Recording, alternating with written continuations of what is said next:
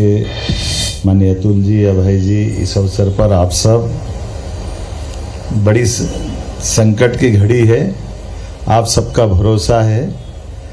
मैं आज के इस अवसर पर कोई बात बोलूं, ये कितना अलग प्रकार का अनुभव है। जिस बात को लेकर के, जिस विषय को लेकर के आज हमारा ये विषय चल रहा है, सुबह के सत्र में भी मैं था, काफ़ी देर तक काफ़ी वक्ताओं ने एआई और एआई से जुड़े हुए सारे विषयों पे विस्तार से बात कही और अंत में जितने अच्छे ढंग से इस सत्र के समापन के लिए हमारे मुख्य वक्ता चिन्मयानंद जी ने इस सत्र के साथ बात कही है। थोड़ी सी सनातन संस्कृति की बात कहें तो आपने जो बात कही है कि मैं अपने दृष्टि से दोनों को जोड़ने के लिए आपने कहा कि हमने कोई एआई का उपयोग नहीं किया है, लेकिन मैं एक श्लोक जानता हूँ, श्लोक के माध्यम से आपने जोड़ने का प्रयास किया। अयोध्या, मथुरा, माया, काशी, कांची, अवंतिका, पुरी, द्वारावतिश्चयो सप्तैते मोक्षदायिका, ये 7 पवित्रतम नगरियां हैं, उसमें हरिद्वार और उज्जैन भी आती है। ये आपने दोनों को जोड़ा है, मैं आपका वंदन करता हूँ, अभिनंदन करता हूँ। ये 7 वो नगरियां हैं जो सदैव, हर काल, हर समय, हर कल्प इनका अपना अस्तित्व रहता आया है। और उस काल के नाते से जब हम मोक्ष की बात करते हैं तो जीवन पे प्रश्न खड़ा हो रहा और जीवन में ही हम उलझ रहे हैं। ये भी कैसा अटपटा मामला है। हम मृत्यु लोक में जन्म के बारे में बात करते हुए जन्म के डर से डरे जा रहे हैं। जब जन्म और मृत्यु के ऊपर बात करते हैं तो हम, ये अपनी वो संस्कृति है जो सुख दुख की बात नहीं करती, सुख के ऊपर संतोष और संतोष के ऊपर आनंद और आनंद के ऊपर मोक्ष की कल्पना करती। तो ये जो हमारी सनातन संस्कृति के ऊपर बात करेंगे तो इसकी विविध प्रकार की गहराइयों के अंदर जाकर देखेंगे तो उसके हमको एहसास भी होगा। अब हम अगर उससे नीचे आके बात करें तो परमात्मा की दया से भारत की वो संस्कृति है जिस संस्कृति ने अपने उस काल में ज्ञान की बात कर ली जहाँ लोगों को पहनने के लिए कपड़े भी नहीं थे। वो जिस अवस्था में थे, जिस दौर में थे, हमारे पीछे वास्को डिगामा और ये कोलंबस की कहानियाँ, ये सारी बातें आएगी। उससे आगे बढ़ के देखें, अभी अपना प्रयाग में स्नान हुआ तो स्नान की बात करते तो स्नान का महत्व, दुनिया स्नान के नाते से वो अपने जल से ताजगी महसूस करते हैं। और हम वो संस्कृति के लोग हैं जो जल से हिमयुग के बाद बर्फ पिघली और वहाँ से जीव की उत्पत्ति हुई और वहाँ से जीव की उत्पत्ति होकर के हमको हर दिन अपने उस परमात्मा से, जिससे हमारी ये पूरी सृष्टि का प्रादुर्भाव हुआ, वहाँ जाने का सुख मिलता है। इसलिए हम हर कुंभ में स्नान करते हैं और स्नान से उस संस्कृति से जुड़ते हैं। वो एहसास हम सबको है। आज के इस अवसर पर मेरी बड़ी मुश्किल है, जब मैं ये बात करता हूँ तो मैं अपना दूसरा रोल पे आता हूँ जिस पे मैं बात कर रहा था कि आज यहाँ जिस नाते से, एक राजनेता के नाते से भी मैं खड़ा हूँ और आध्यात्मिक आपने बात कर दी तो मैं अपनी अपनी भूमिका ढूंढने का प्रयास कर रहा था कि आपने, चूँकि आप मनोचिकित्सक है तो आपने मनोचिकित्सक से वो 99 के बाद 100वां ऊँट बांध दिया कि वो बंधेगा कैसे, आपने भावना से बांध दिया उसको। और मैं बैठा बैठा सोच रहा कि मैं अगर खड़ा होता तो क्या करता, मेरे को भी तो ऊँट बांधना था। अब मैं तो मनोचिकित्सक हूँ नहीं, मैं तो पॉलिटिशियन भी हूँ, तो मेरे दिमाग लगा रहा था तो मैंने अतुल जी को रास्ता बताया, मैंने भी ऊँट बांध दिया भाई। उन्होंने क्या, कैसे बांधा?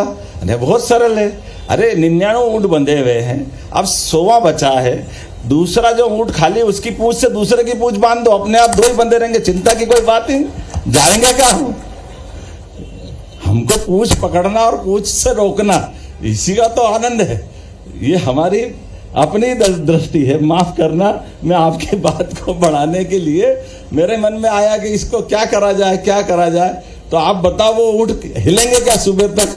अरे मैं कह रहा हूँ वो महीने भर तक नहीं हिलेंगे। देखे हिले कैसे, पूंछ तो उखड़ेगी नहीं, वो अपने आप बंधे रहेंगे। लेकिन चूंकि आपकी भावना पवित्र है तो आपने आपकी भावना से बात कर दी।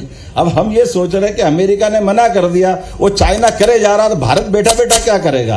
भारत को तो इधर भी देखना उधर भी देखना, भारत को अपनी चिंता करना पड़ेगी ना। हमारे अपने दर्शन की दृष्टि से भारत ने आध्यात्मिक दृष्टि से, अपने ज्ञान से, अपनी बुद्धि से, मेधा से, अपने आचार्यों से, ऋषि मुनियों से हर काल में अपने अपने नियम बनाए, उस ढंग से जीना चालू कर दिया। लेकिन उस जीने चालू करने में हमने तो नियम पालन करे, लेकिन शक आए। अभी अपना अमृत काल चल रहा है और अभी थोड़े दिन पहले हमने संवत का परिवर्तन हुआ है। अब हमने तो कहा कि साहब हम तो अपने सूर्यास्त से सूर्योदय तक ही हम सूर्य के सामने ही शस्त्र धारण करेंगे, लेकिन जो आ रहा वो क्या कर रहे हैं? उनने कहां से शुरू कर दिया? अकबर ने शासन चलाया, बड़ी बात है, लेकिन अकबर ने पहली लड़ाई लड़ी तो पंजाब के अंदर जिस किले के ऊपर जिस शासक को मारा, वो तो सुबह 6 बजे अपना किला चेक कर रहा था ना।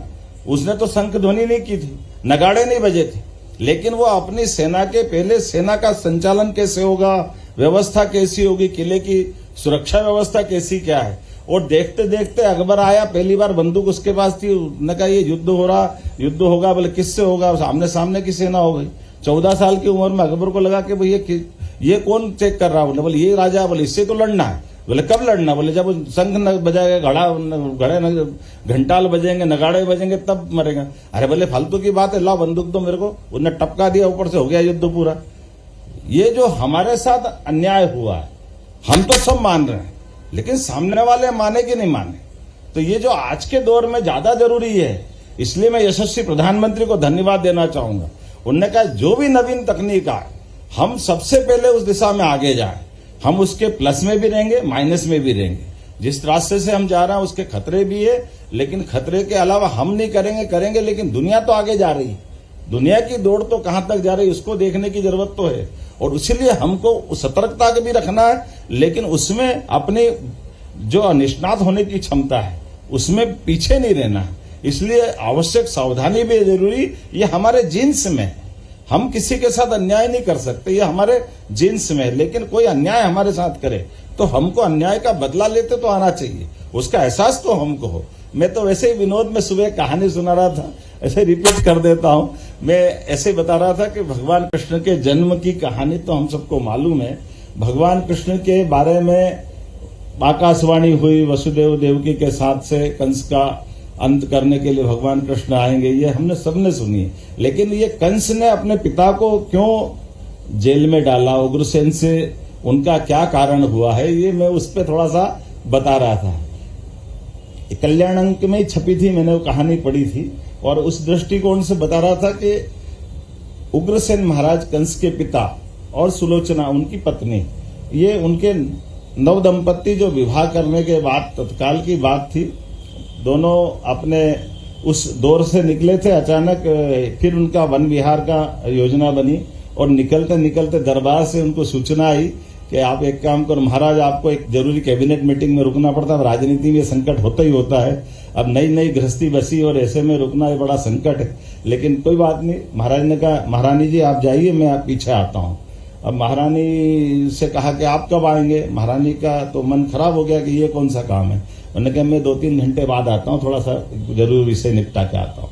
अब महारानी गई, कहाँ मिलेंगे? बोले महाराज वो झरना है, पहाड़ी है, वो वहाँ अच्छा स्थान है, वहाँ अपन पहले मिले थे, वहीं चले। बोला अच्छा ठीक है आप पहुंचो। अब महारानी वहाँ पहुंच गई, झरना पहाड़ी जहाँ स्थान है वहाँ पहुंचने के बाद वो अपनी चूंकि सखी सहेलियां और उनके नौकर चाकर वो उनकी सुरक्षा के प्रबंधन के साथ वहां समय गुजार रही। और इसी बीच क्या होता है कि जो ये सब लवाजमा हल्ला सब देख करके पास में थोड़ी सी दूरी पे उनके देश का दुश्मन राजा वहां विद्यमान था। उसने कहा क्या हुआ, ये क्या आ रहा है, कौन आए? तो उन्होंने कहा वो उग्रसेन महाराज की पत्नी सुलोचना आई हुई है, बहुत सुंदर है और वो यहाँ इस स्थान पर है। तो बोले बाकी राजा कहाँ है? बोले वो अभी बाद में आने वाले हैं। उसके मन में ये सदैव से नफरत थी, उस राज्य से दुश्मनी थी। उन्होंने कहा ये बदला लेने का समय है, चलो जरा अपन अपनी तरफ से। तो वो निकला अकेला, क्योंकि सामने लड़ने का सामर्थ्य नहीं था, वो राजा से राजा लड़ नहीं सकता था। तो उन्होंने उसका ये युक्ति बुद्धि से रास्ता निकाला। ऐसा कहते नहीं, जैसे आपकी भाषा में हमारे यहाँ तंत्र है, मंत्र है, यंत्र है। अभी यंत्र से कहानी चल रही है, तो यंत्र की अपनी तरीका है जो बगैर आत्मा के चल जाता है। मंत्र हमारी सात्विक मार्ग पर ले जाता है, तंत्र हमारे तांत्रिक मार्ग पर ले जाता है। लेकिन इन सबका ऊपर एक और है, वो है षड्यंत्र। जिसके तीनों जर्नी चले उस पर षड्यंत्र चलते, षड्यंत्र से उनने अपने आप को वहां जाके खड़ा करा और सोचा कि अब मेरे को इससे निपटना। परमात्मा की दया से उसको एक विद्या आती थी, और वो विद्या ये थी कि वो रूप बदल लेता था। अभी रूप बदलने की विद्या की कमजोर पक्ष ये कि उसमें उस समय के काल में AI थी कि नहीं थी मुझे नहीं मालूम, लेकिन वो शरीर बदलने की विद्या में उस समय माहिर था, पर वो आवाज नहीं बदल सकता था। वो अपने आप को उग्रसेन महाराज के रूप में, जहां वो स्नान हो रही थी, ऐसे चलते चलते गया और अचानक जैसा थोड़ा नाटक करना चाहिए, एकदम निगाह फेर ली क्योंकि महिलाएं नहा रही है, तो सारे जितने भी वहां उस समय उनकी परिचारिका और बाकी लोग थे, महाराजा का हल्ला मचा और वो सब दाएं बाएं भागते नजर आए और महारानी अकेली रह गई। अब महारानी से, महाराज आप कैसे आ गए अचानक? तो बोले मुझे काम, अब कुछ बोला कुछ नहीं, ऐसे अपने से मिलने का जो तरीका था, नाटक था, तो वो महारानी और दोनों मिले। और इसी घटनाक्रम में जो एक दुखद घटना थी महारानी के साथ जो होना चाहिए थी, वो महाराज समझ करके उनका अपना मिलन हुआ, और मिलन के उस व्यवहार से वो एकदम, वो रानी को लगा कि ये उग्रसेन नहीं हो सकते, और इसीलिए उनने एकदम से इस बात का विरोध किया कि ये क्या नाटक है। तब ये एकदम से अट्टहास करते हुए अपनी असली आवाज में बोला। तब तक तो वो समझ गई कि तुम कौन और दुष्ट, मेरी अपनी सतीत्व को भंग किया, मेरी लाज का, मेरे परमात्मा की मेरी अपनी सतीत्व की ताकत होगी तो मैं इस पूरे मामले में तुमसे बदला लूंगी। तो वो कहता है कि तुम चिंता मत करो, तुम्हारी तो पतिव्रत धर्म में कुछ नुकसान नहीं हुआ, मैं तो आया था उग्रसेन के रूप में, अब मेरा पाप है, तुम्हारा कोई स्वभाव नहीं है। बोले नहीं, कोई भी हो, मैं ये बर्दाश्त नहीं कर सकती कि मेरे साथ ऐसा कोई घटना करे।